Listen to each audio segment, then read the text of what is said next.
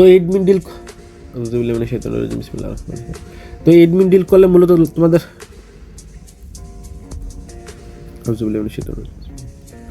তো admin deal করলে মূলত তোমার যে লাভটা হয় সেটা হচ্ছে যে ধরো যে তুমি এ আর বি এর মধ্যে কোনো কিছু করছো, তো আমি তো এখানে আছি, তো ধরো যে তোমরা দুজনের মধ্যে তোমরা হচ্ছে যে কোনো কিছু দিবা এবং কি নিবা।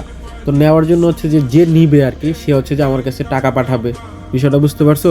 তো সে যদি আমার কাছে টাকা পাঠায়, এ যদি তোমার বুঝায় দেয়, মানে বি যে নিবে তারা যদি এ সব কিছু বুঝায় দেয়, তারপর যদি তুমি বলো বা হচ্ছে যে বি যে নিতেছে সে যদি বুঝে পাওয়ার পরে বলে যে না আমি পেয়ে গেছি, তারপর হচ্ছে যে আমি একে টাকা দিয়ে দিব। প্রথমে টাকাটা কার কাছে আসবে? আমার কাছে আসবে, তারপর হচ্ছে এর কাছে যাবে। যতক্ষণ তোমরা না বুঝবা বা যতক্ষণ তোমাদের সব কিছু কাজ কমপ্লিট না হবে, ততক্ষণ টাকাটা কিন্তু আমার কাছে আমানত হিসাবে থাকবে। বিষয়টা বুঝতে পারছো? তো এইখানে আমারও একটা চার্জ আছে, যেহেতু আমি এখানে থাকবো, সময় দেবো। তো এইখানে হচ্ছে যে তোমরা যখন আসবা গ্রুপের মধ্যে যখন ডিল করবে, তখন আসলে বলে দিব। আর এটা পুরো বাংলাদেশের মধ্যে সেম, এখানে কোনো 19-20 কোনো ফি নাই। বিষয়টা বুঝতে পারছো?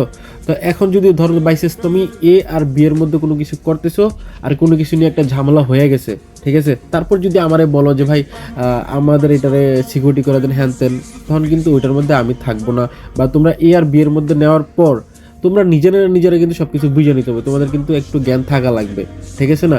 তারপর যদি তোমরা না বুঝে নাও, এরপর যদি বিআই আমারে বলে যে ভাই টাকা দিয়ে দেন, আমি এর টাকা দিয়ে দিলাম, এ টাকা দিয়ে তারপর যদি এ যদি টাকা নেওয়ার পরে ধরো যে আইডি বা যেটাই বলো না কেন, জাস্ট এক্সাম্পল বুঝাইতেছি আর কি, তো সে যদি পরে কোনো কিছু নিয়ে যায় বা তোমাদের কোনো কিছু ক্ষতি করে, তারপর যদি আমরা বলো ভাই আমি তো আপনার মাধ্যমে করছি, তো সে তো সব কিছু নিয়ে গেছে, তো ওইটার দায়ভার কিন্তু আবার আমি না।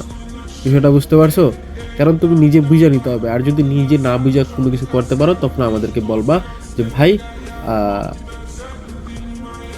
বলবা যে ভাই আমাদেরকে সিকিউরিটি করে দেন, বা ওইটাই সেটা যেটাই বলো না।